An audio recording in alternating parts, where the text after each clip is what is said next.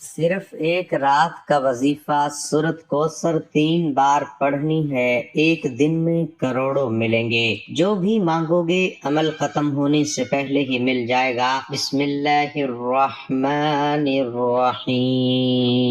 محترم ناظرین، لکھ کر دیتا ہوں، گارنٹی سے کہتا ہوں، یہ پڑھنے والا بندہ یہ وظیفہ جو پڑھ لیتا ہے، پوری زندگی اگر جو اس کو چاہیے ہو، گھر چاہیے ہو، کاروبار میں ترقی چاہیے ہو، لاکھوں کروڑ روپیہ اگر کیش چاہیے ہو، جتنی دولت اس کو چاہیے ہوتی ہے وہ مانگنے سے فوراً مل جاتی ہے۔ یہ وظیفہ سورۃ کوثر کا اگر آپ لوگوں کو یقین نہیں تو آپ پڑھ کے آزما لو، آپ کے صرف 2 منٹ ہی لگیں گے، اور 2 منٹ کا اگر آپ وقت نکال کر، آپ کو پیسے تو خرچ نہیں کرنے، میں یہ تو نہیں کہتا کہ آپ لاکھوں کروڑ روپے لگا دیں تو پھر آپ کو کچھ ملے گا، آپ کو تو 2 منٹ دینے ہیں۔ 2 منٹ کا آپ کو وظیفہ پڑھنا ہے، اور اس وظیفے کو پڑھنے کے بعد آپ لوگوں کو جو فائدے ہوں گے، آپ اپنی آنکھوں سے معجزے دیکھیں گے، تو آپ لوگ پھر جھولیاں اٹھا اٹھا کر مجھے دعائیں دیں گے کہ کہیں گے کہ واہ حاجی صاحب آپ نے کیا وظیفہ بتایا ہے، ہماری تو زندگی ہی بدل گئی ہے، ہم راتوں رات کروڑوں میں کھیلنے لگے ہیں۔ روز کہتے ہو، میسج کرتے ہو کہ کوئی وظیفہ بتاؤ، بڑی پریشانی ہے۔ اب جب وظیفہ بتانے کے لیے ویڈیو بنائی ہے تو ویڈیو کو سکپ بھی کرو گے تو آپ لوگوں کو کیسے پتا چلے گا کہ یہ وظیفہ کیسے پڑھنا ہے؟ تو اس لیے ویڈیو کو تھوڑا سا بھی سکپ بالکل نہ کریں۔ اگر سکپ کرو گے، ویڈیو کو پورا نہیں دیکھو گے تو وظیفے کی سمجھ کیسے آئے گی؟ محترم ناظرین، قرآن پاک کی ایک سورت مبارک کا عمل ہے، اور یہ آپ کر لیں گے تو آپ کی جتنی بھی مشکلات ہوں گی،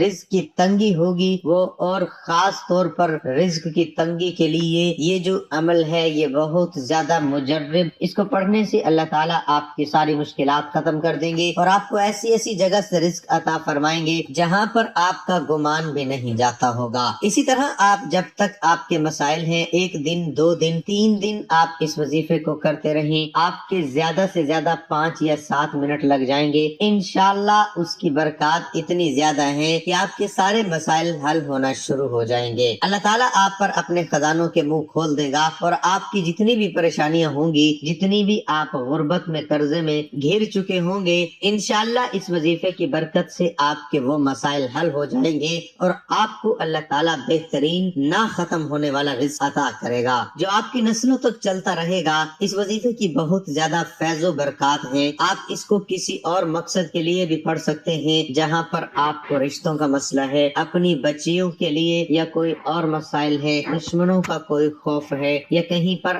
آپ کو کوئی مسئلہ ہے، تو اس وظیفے کو آپ کر سکتے ہیں۔ لیکن یہ جو مغرب کے بعد کا عمل ہے، یہ دولت کے لیے، رزق کے لیے، پیسے کے لیے بہت ہی بہترین عمل ہے۔ میں خود اس وظیفے کا عامل رہا ہوں، اور اس کی برکت سے اللہ تعالیٰ نے مجھے بہت زیادہ نوازا ہے۔ اس وظیفے کو کریں، آگے ان لوگوں کے ساتھ بھی بتا دیں جن کو مالی پریشانی کا سامنا ہے، اپنے اعمال پر توجہ دیجیے، حقوق العباد لازمی پورے کیجیے، اور حقوق اللہ کا بھی خیال رکھیے، کیونکہ اللہ کبھی حقوق کے تلف کرنے والوں کو پسند نہیں فرماتا۔ قیامت کے دن اللہ اپنے حقوق تو معاف فرما دے گا، مگر حقوق العباد یعنی اللہ کی مخلوق کے حقوق جو آپ نے ادا نہیں کیے ہوں گے، ان کو معاف نہیں فرمائے گا، ان پر آپ کو سزا دی جائے گی، اور آپ کی نیکیوں سے ان حقوق کو ادا کیا جائے گا۔ محترم ناظرین، براہ کرم ویڈیو کو اینڈ تک دیکھیے گا، اور اس وظیفے کو کس طریقے سے پڑھنا ہے، کیسے پڑھنا ہے، بہت ہی آسان طریقہ ہے، اتنا آسان طریقہ ہے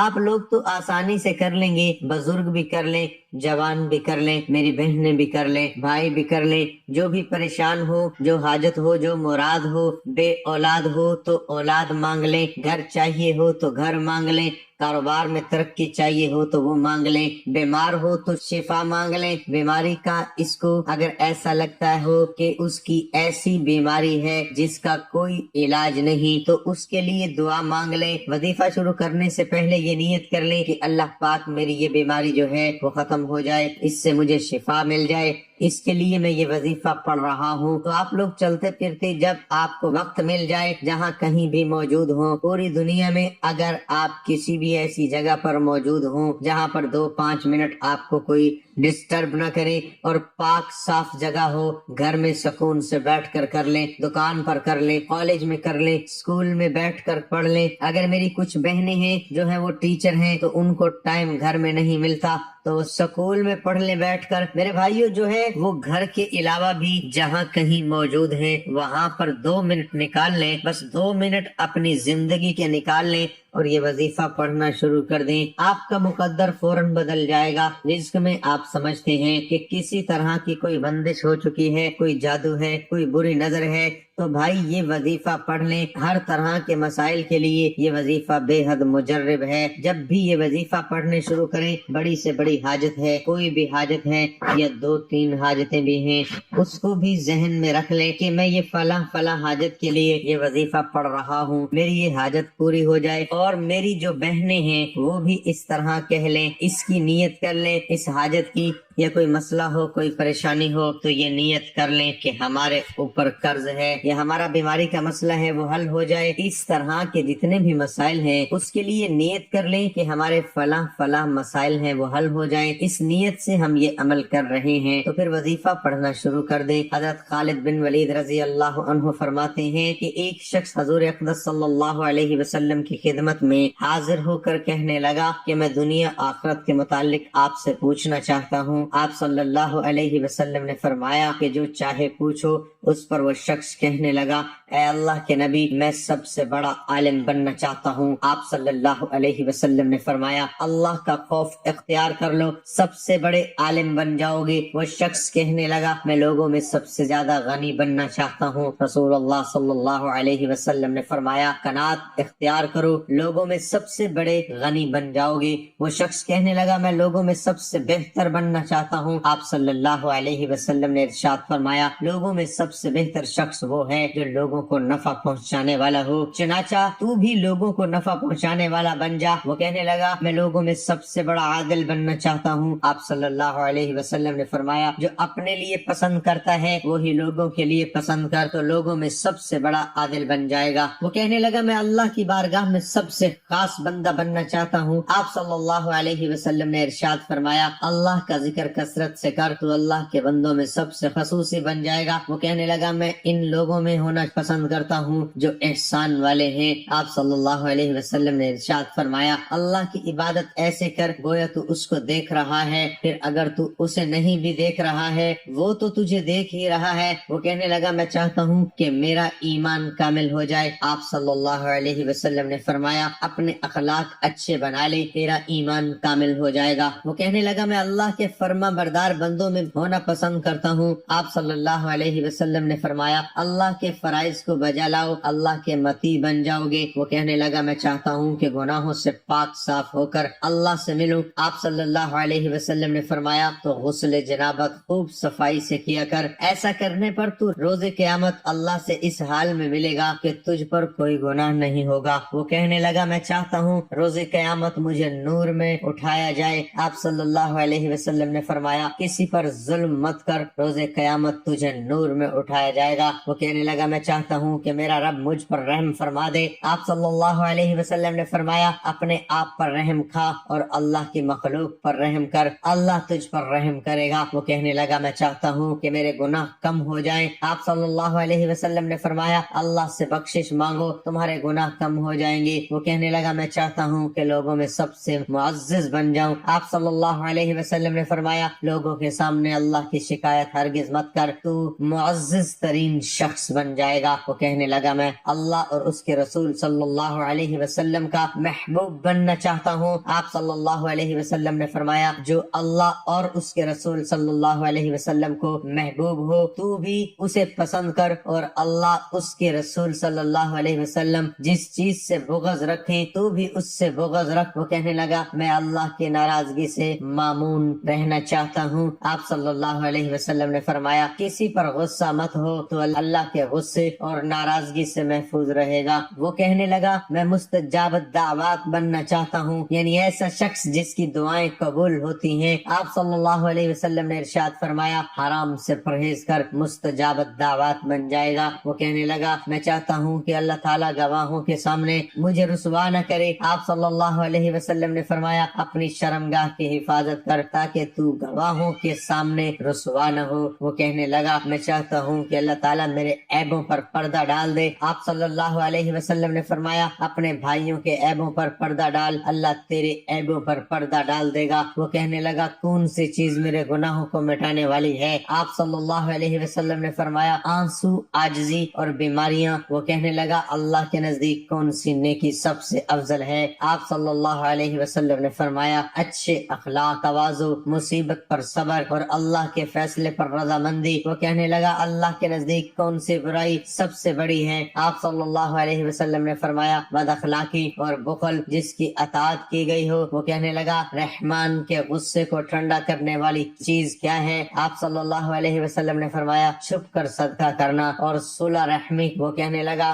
دوزخ کی آگ کو بجھانے والی چیز کیا ہے؟ آپ صلی اللہ علیہ وسلم نے فرمایا روزہ۔ سب سے پہلے میرے ناظرین آپ جب بھی کوئی وظائف کریں، اس وظیفے کا میں نہیں بتا رہا، جب بھی ویسے بھی کوئی وظیفہ پڑھیں اول و آخر 3 بار درود پاک لازمی پڑھیں۔ تو یہ وظیفہ پڑھنے سے پہلے بھی آپ کو درود پاک 3 مرتبہ لازمی پڑھنا ہے۔ اب آپ لوگ کہیں گے کون سا درود پاک پڑھیں؟ تو کوئی بھی درود پاک پڑھ لیں جو آپ کو یاد ہو، جو آپ کو آسان لگتا ہو۔ تو سب سے چھوٹا سا اور آسان سا درود پاک میں آپ کو بتا دیتا ہوں، صلی اللہ علیہ وآلہ وسلم، صلی اللہ علیہ وآلہ وسلم۔ یہ سب سے چھوٹا اور سب سے آسان درود پاک ہے۔ آپ اس درود پاک کو 3 مرتبہ، صرف 3 مرتبہ پڑھ لیں، یا اس سے زیادہ آپ کو جتنی بار پڑھنا ہو پڑھ لیں۔ جتنی زیادہ مرتبہ پڑھیں گے اتنا زیادہ فائدہ ہے۔ درود پاک پڑھنے کے فوراً بعد آپ لوگوں کو سب سے پہلے آپ لوگوں کو کیا پڑھنا ہے میں آپ کو بتا دیتا ہوں۔ یہ سورۃ کوثر کا وظیفہ ہے، لیکن آپ کو سب سے پہلے کچھ اسم بتا رہا ہوں، یہ اسم آپ کو سب سے پہلے پڑھ لینے ہیں۔ سب سے پہلے آپ لوگوں کو